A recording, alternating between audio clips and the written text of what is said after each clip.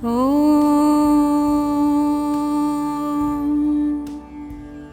नमः शिवाय। लिंगाष्टकम्।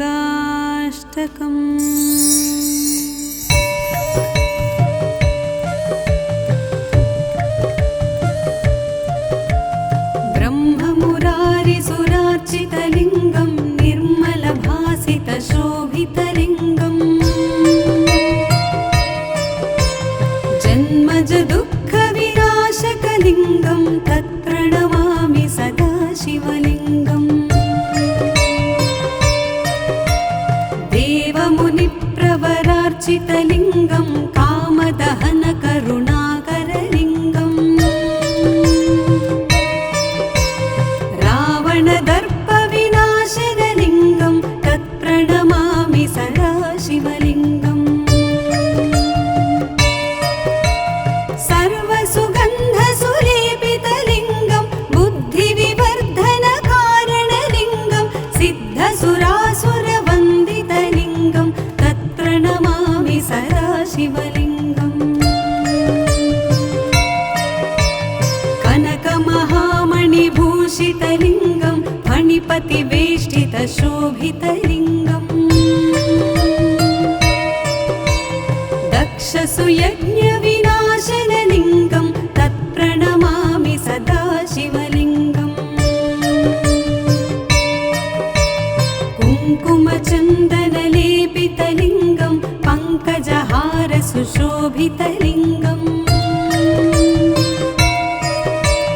सञ्चितपापविनाशनलिङ्गं तत्प्रणमामि सदा शिवलिङ्गम्।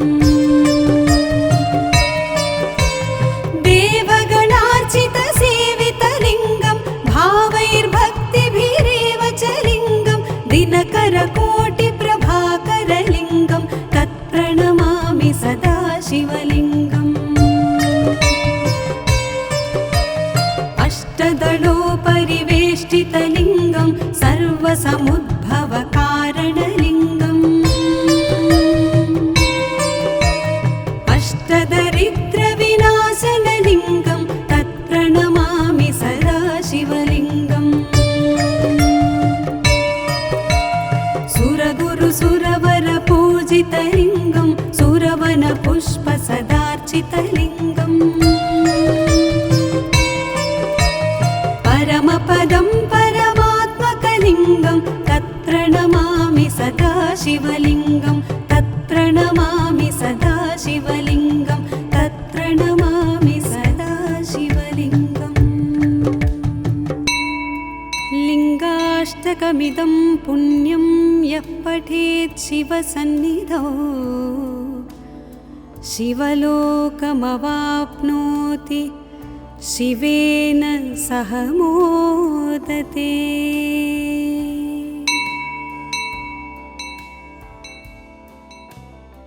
ॐ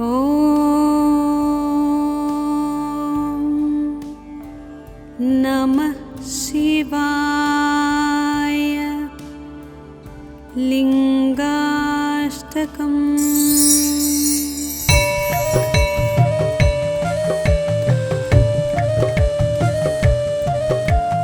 ब्रह्ममुरारिसुरार्चितलिङ्गं निर्मलभासितशोभितलिङ्गम् जन्मज दुःखविनाशकलिङ्गं तत्प्रणमामि सदा शिवलिङ्गम्। देवमुनिप्रवरार्चितलिङ्गं कामदहनकरुणाकरलिङ्गम् रावणदर्पविनाशनलिङ्गं तत्प्रणमामि सदा शिवलिङ्गम्। सर्वसुगन्धसुलेपितलिङ्गं बुद्धिविवर्धनकारणलिङ्गं सिद्धसुरासुरवन्दितलिङ्गं तत्प्रणमामि सदा शिवलिङ्गम्।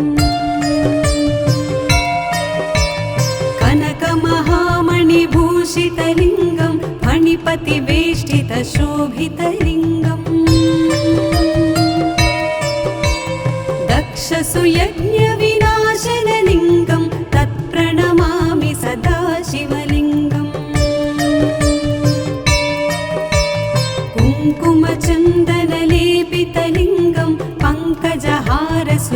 शोभितलिङ्गम्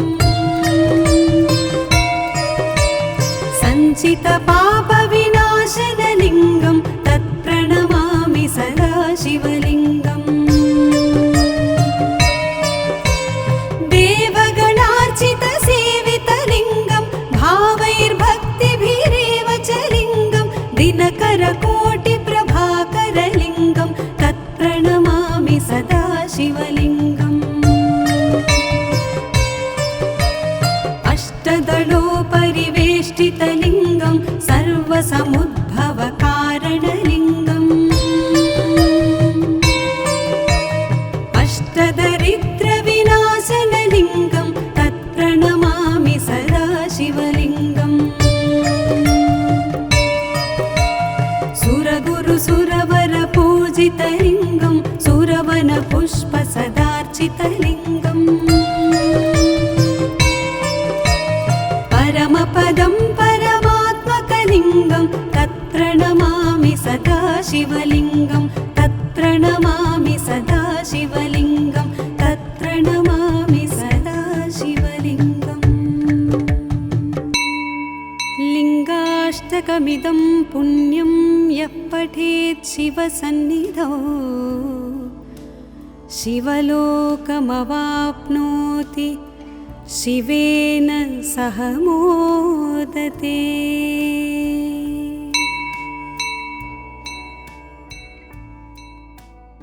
ॐ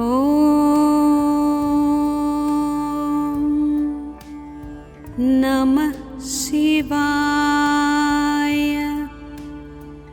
लिङ्गाष्टकम्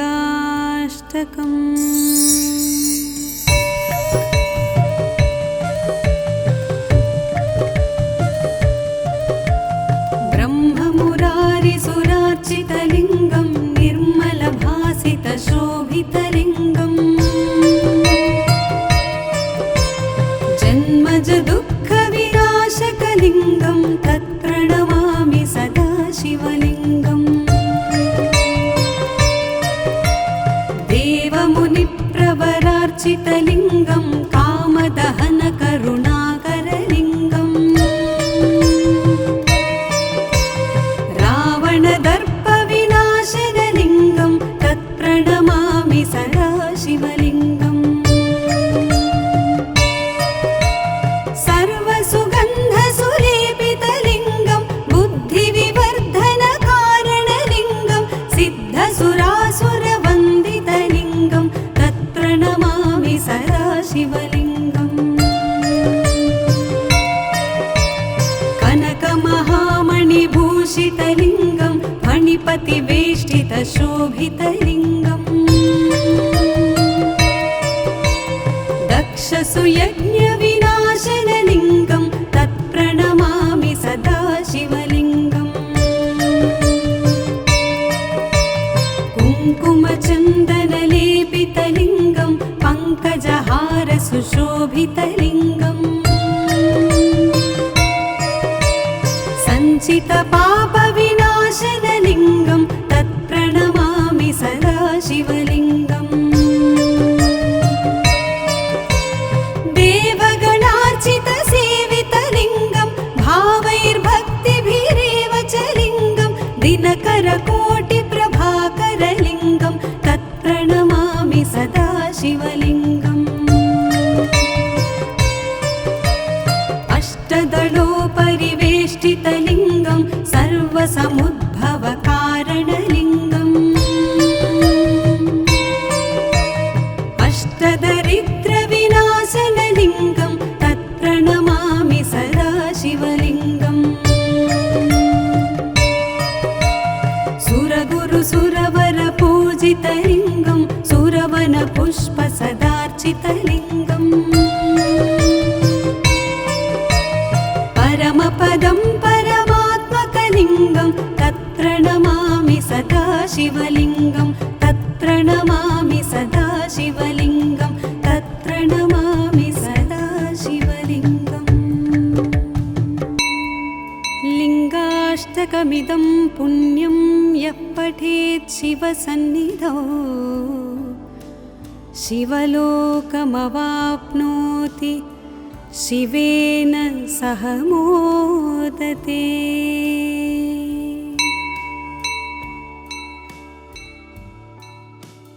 ॐ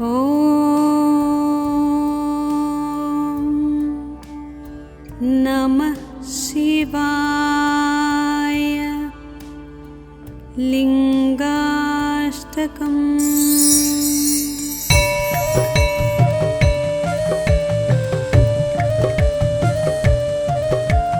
ब्रह्ममुरारिसुरार्चितलिङ्गं निर्मलभासितशोभितलिङ्गम्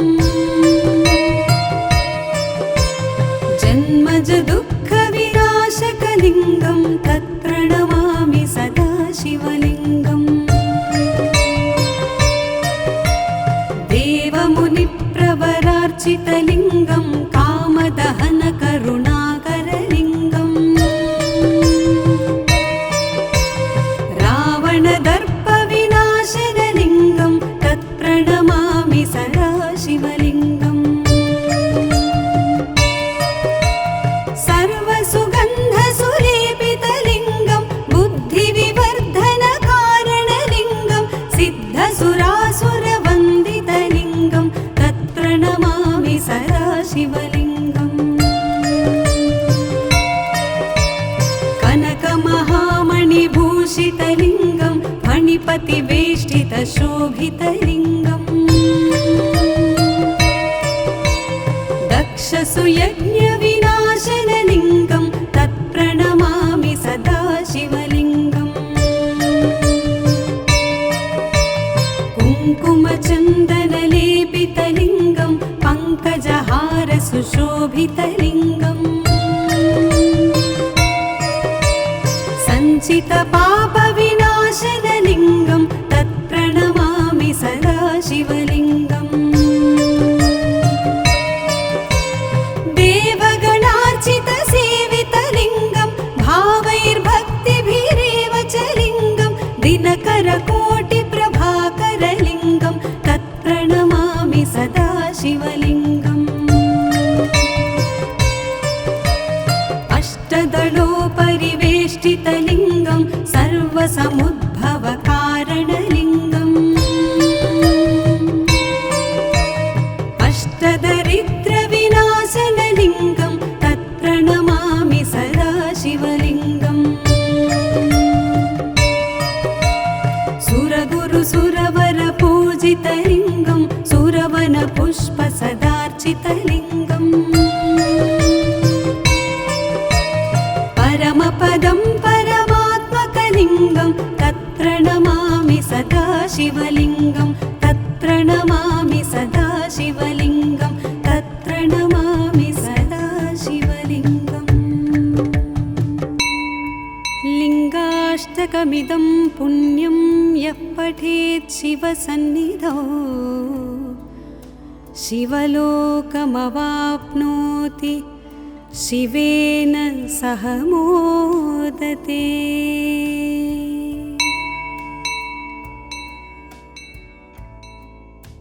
ॐ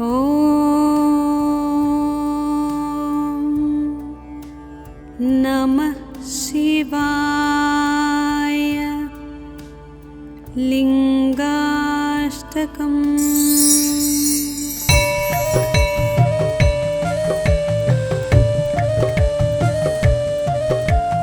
ब्रह्ममुरारिसुरार्चितलिङ्गं निर्मलभासितशोभितलिङ्गम् जन्मज दुःखविनाशकलिङ्गं तत्प्रणमामि सदा शिवलिङ्गम्। देवमुनिप्रवरार्चितलिङ्गं कामदहनकरुणाकरलिङ्गम् रावणदर्पविनाशनलिङ्गं तत्प्रणमामि सदा शिवलिङ्गम्। सर्वसुगन्धसुलेपितलिङ्गं बुद्धिविवर्धनकारणलिङ्गं सिद्धसुरासुरवन्दितलिङ्गं तत्प्रणमामि सदा शिवलिङ्गम्।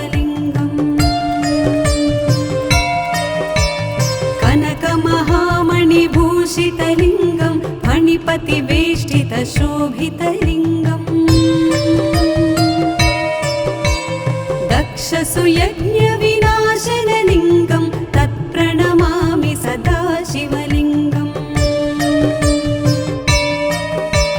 कुङ्कुमचन्दनलेपितलिङ्गं पङ्कजहारसुशोभितलिङ्गम् सञ्चितपापविनाशनलिङ्गं तत्प्रणमामि सदा शिवलिङ्गम् देवगणार्चितसेवितलिङ्गं भावैर्भक्तिभिरेव च लिङ्गं दिनकरकोटिप्रभाकरलिङ्गं तत्प्रणमामि सदा शिवलिङ्गम् अष्टदलोपरिवेष्टितलिङ्गं सर्वसमुद्भवकारणलिङ्गम् अष्टदरिद्रविनाशनलिङ्गं तत्प्रणमामि सदा शिवलिङ्गम् सुरगुरुसुरवरपूजितलिङ्गं सुरवनपुष्पसदार्चितलिङ्गम् परमपदं परमात्मकलिङ्गं तत्प्रणमामि सदा शिवलिङ्गं तत्प्रणमामि सदा शिवलिङ्गं तत्प्रणमामि सदा शिवलिङ्गम् लिङ्गाष्टकमिदं पुण्यं यः पठेत् शिवसन्निधौ शिवलोकमवाप्नोति शिवेन सह मोदते।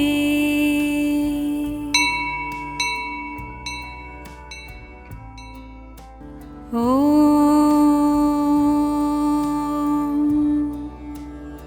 नमः शिवाय।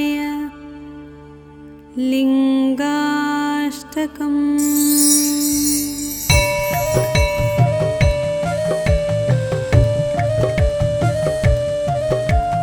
ब्रह्ममुरारिसुरार्चितलिङ्गं निर्मलभासितशोभितलिङ्गम्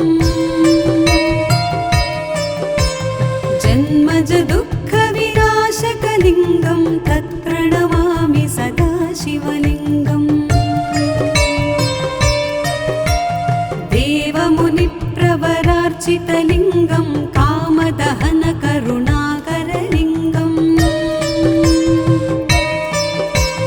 रावणदर्पविनाशनलिङ्गं तत्प्रणमामि सदा शिवलिङ्गम् सर्वसुगन्धसुलेपितलिङ्गं बुद्धिविवर्धनकारणलिङ्गं सिद्धसुरासुरवन्दितलिङ्गं तत्प्रणमामि सदा शिवलिङ्गम् कनकमहामणिभूषितलिङ्गं मणिपतिवेष्टितशोभितलिङ्गम् दक्षसुयज्ञविनाशनलिङ्गं तत्प्रणमामि सदा शिवलिङ्गम् कुङ्कुमचन्दनलेपितलिङ्गं पङ्कजहारसुशोभितलिङ्गम् सञ्चितपापविनाशनलिङ्गं तत्प्रणमामि सदा शिवलिङ्गम् देवगणार्चितसेवितलिङ्गं भावैर्भक्तिभिरेव च लिङ्गं दिनकरकोटिप्रभाकरलिङ्गं तत्प्रणमामि सदा शिवलिङ्गम् अष्टदलोपरिवेष्टितलिङ्गं सर्वसमुद्भवकारणलिङ्गम्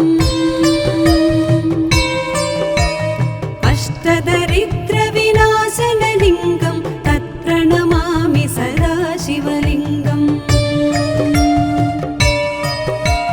सुरगुरुसुरवरपूजितलिङ्गं सुरवनपुष्पसदार्चितलिङ्गम् परमपदं परमात्मकलिङ्गं तत्प्रणमामि सदा शिवलिङ्गं तत्प्रणमामि नमामि सदा शिवलिङ्गं तत्र नमामि सदा शिवलिङ्गम् लिङ्गाष्टकमिदं पुण्यं यः पठेत् शिवसन्निधौ शिवलोकमवाप्नोति शिवेन सह मोदते।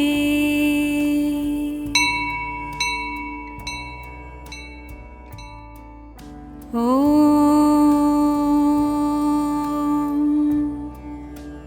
नमः शिवाय। लिङ्गाष्टकम्।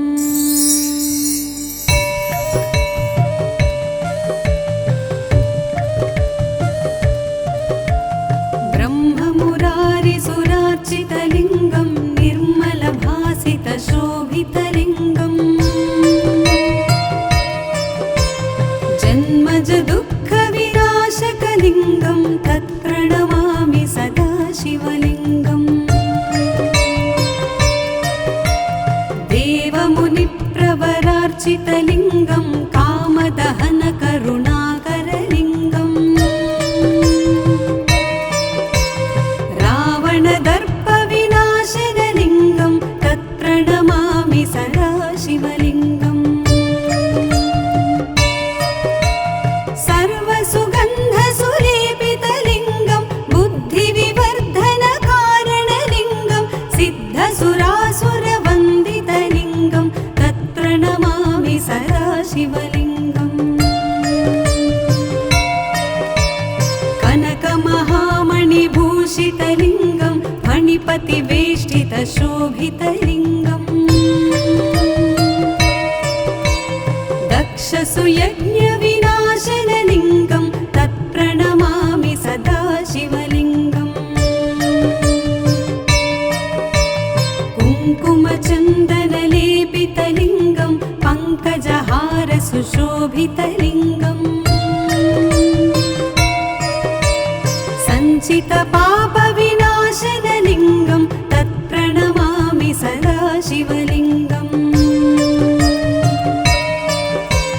देवगणार्चितसेवितलिङ्गं भावैर्भक्तिभिरेव च लिङ्गं दिनकरकोटिप्रभाकरलिङ्गं तत्प्रणमामि सदा शिवलिङ्गम्